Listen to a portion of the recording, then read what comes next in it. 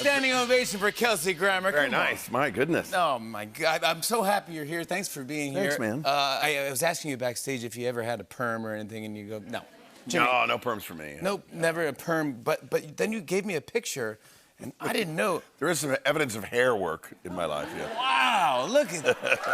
Good looking. That's a stud. That's a stud right there. Real long hair. What were you into? This is when I was 17 years old. I was a surfer back then.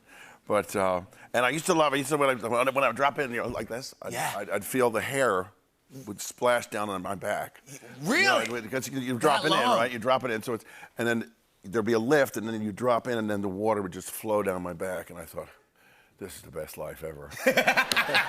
That's so cool. Eventually you ended up cutting your hair, looking like this. Later that same year, what made you cut it? When I was in 10th grade, I ran for the student council, and we all gave a damn back then. And we thought, you know what, damn it, we're not gonna live by this hair code crap anymore in my high school that I went to. Yeah. And so they agreed. They said, yes, let's do that. Then they hired a new principal the next year. So my junior year, they said, back to the hair code. And we said, damn it, we say no. Yeah, we want to be able to grow hair freedom, yeah. I went shopping for a wig. And I saw in a wig store in one of the malls in Fort Lauderdale, a Jane Fonda wig. And I thought, well, that should work. It was kind of long, though, so I thought, well, I'll just cut the back of it off.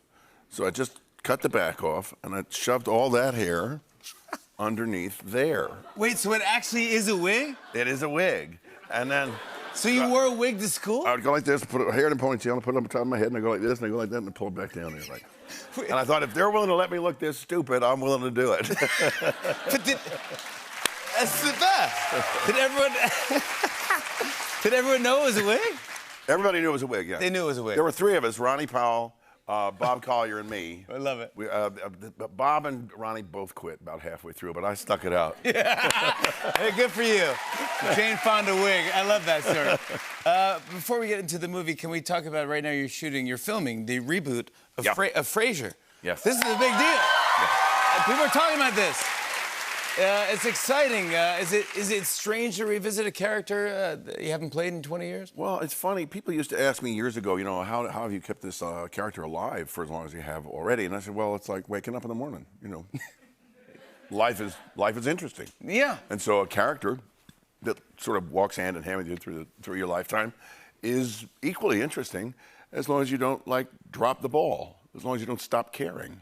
Yeah. And so I never stopped caring. And it was actually when Roseanne got her show back on, I thought to myself, well, maybe I can. Frasier's kind of interesting. We could maybe play him again. Yeah, and then the rumor is that he's moving back to Boston. Right, he's going back to Boston. Yeah. Where we first saw him. Cool. You got to come back for that, okay? Yeah. I want to talk about your new movie. It's called Jesus Revolution. Well, you got two choices: Cocaine Bear or The Living Christ.